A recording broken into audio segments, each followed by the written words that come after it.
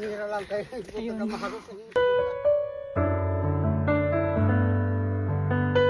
Today's video kay meron na naman ulit tayong ireregalo kay mama at hindi lang po para kay mama kundi para na rin sa kanilang lahat. Ang ireregalo nga pala natin ay matagal ko na po itong gustong bilhin kaya nga lang hindi kasya yung pera natin kaya pinag-ipunan ko talaga to. Lahat naman talaga ng gusto nating bilhin at hindi natin kaya bilhin kaagad ay pinag-iipunan talaga natin. Pupunta po ako ngayon doon sa lungsod namin or sa banwa namin para bilhin nyo. Iririgalo natin sa kanila. Pero syempre, ang unang masurpresa nito ay si mama. Kasi si mama lang yung nasa bahay ngayon. Yung mga estudyante may mga pasok. And then yung stepfather ko ay mayroong trabaho. Kaya si mama lang talaga yung naiwan doon. Contact muna ako kaninang umaga sa kanila kung saan ba si mama, nasa sakahan ba siya, nasa dagat ba. Ang sabi, nasa bahay lang daw si mama at may ginagawa siya doon. Kaya halagang siya ang unang masurpresa nito. Masaya lang ako kasi mabibili ko na yung gusto kong bilhin para sa kanila. Gagawin ko sana na surpresa ay hindi ko parang isurpresa kaagad,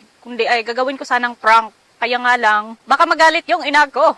Kaya wag na lang. Oo, kasi magagalit talaga yun. Lalo na kapag binibiro mo siya at alam niyang hindi naman totoo, magagalit talaga. So, ang gagawin ko na lang ay isusurpresa na lang natin sa kanya. So, let's go! Malapit na tayo sa lungsod or sa banwa namin. Dito nga pala ako bibili ng aking ireregalo sa kanila sa Des Marketing located at Barangay San Miguel, Hordan, Guimaras. Ang bibilhin nga pala natin dito ay ref. Oo, ref talaga. Kasi matagal ko na po itong pinapangarap na magkaroon ng ref sa bahay. At ayan, tiningnan ko yung presyo kung magkano. At ayan, grabe, sobrang mahal. Pero kung para sa kanila ni mama, ay walang mahal sa akin. Basta kaya ko lang. At napag-ipunan ko naman talaga to. Kaya hindi na ako nagdalawang isip. Binili ko na lang kaagad. Bago ko binayaran, ay chinek muna nila yung electric fan at saka yung ref kung gumagana ba. At pagkatapos ay confirm na babayaran ko na kasi nandiyan na ako sa cashier.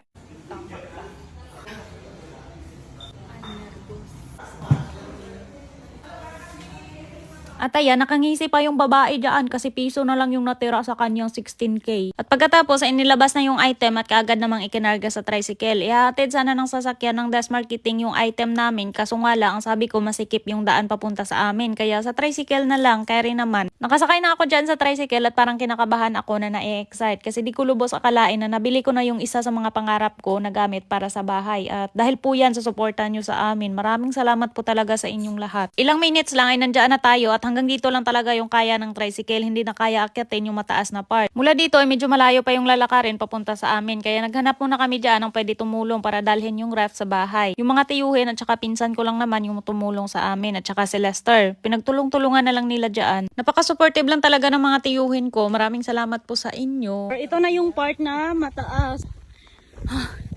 Hinahingal na ako. Naayos na po siya. Ayan semento. Kaya nga lang putol.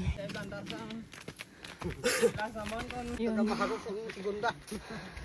Ayan, malapit na tayo sa bahay. Hagad na ng mukha ko. Iniiwan ko muna sila dyan dahil tatawagin ko lang si mama. So, dyan lang muna sila and then ako uuwi ng bahay. Ano kaya magiging reaction ni mama dito? Ayan yung bahay. Dito kayo. Mang? Snowpod mo de? Pagkapasok ko sa loob ay makalat, gawa ng apo niya, anak ng panganay namin. At dalawa lang pala sila dito. Nagluluto pala siya dyan ng sinangag na mais para gawin niya daw na bayi-bayi sa dibo ng kapatid ko na si Idsel. At hindi ko na pinatagal, sinabihan ko na lang siya na meron akong ipapakita sa kanya. At ang sabi niya naman ay sige, ano yun? Pinahintay ko na lang muna siya at wala talaga siyang kaalam-alam sa gagawin ko. Pagkatapos ay binalikan ko na yung nagdala ng ref at pinatuloy ko na sa bahay.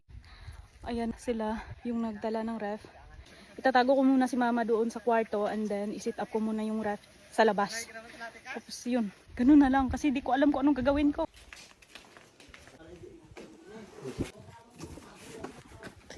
So ganyan na lang yung sit up natin kasi di ko alam kung anong gagawin ko. Tawagin na natin si mama.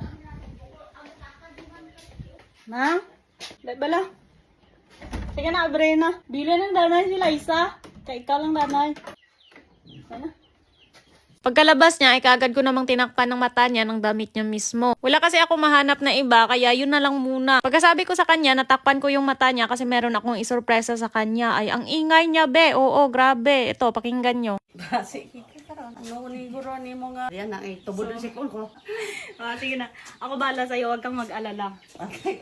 Tat na. Ambog lang. Hinay. Din pa ni makatuhaw. Sige na. Base pa lang batang mo sa buhok. So, ito naman. Matagal ko itong hinihintay na sana bili ko. And then sa ngayon, nabili ko na. Ito na. Surprise! At ayan, pagkabukas ko ng tinakip ko sa mata niya, akala ko masurpresa talaga siya. Pero isa sa mga nakabalot sa karton ay wala talaga siyang alam. Napaka-inosente talaga ng ina ko at pasensya na, nakapaa pa siya dyan. Nilapitan niya yung mga karton at tiningnan na baka sakaling mahulaan niya pa, pero hindi niya talaga nahulaan. Kaya ayun, binuksan ko na lang yung karton at isinorpresa ulit sa kanya. Kasi gusto ko talaga na masurpresa siya. Hindi kasi si mama marunong magbasa, kaya hindi niya talaga alam kung ano yung laman ng mga karton.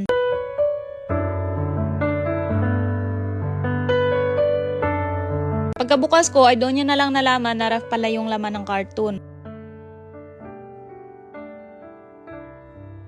Grabe, sobrang natuwa talaga siya at niyakap niya ako ng napakahigpit. Sa buong buhay kasi namin, hindi namin to naranasan na magkaroon ng ganitong gamit. At first time talaga namin na magkaroon ng ref dito sa bahay. At sobrang natuwa talaga yung ina ko. Kasi sino ba naman kami para makabili ng ganitong gamit at cash pa talaga. Una sa lahat ay nagpapasalamat po talaga ako sa ating Panginoon sa mga blessings na ibinigay niya sa amin. At dahil po yan sa inyo, sa suporta niyo, sobrang maraming salamat po talaga. Dahil po unti-unti ko nang natutupad yung mga pangarap ko para sa kanila ni mama.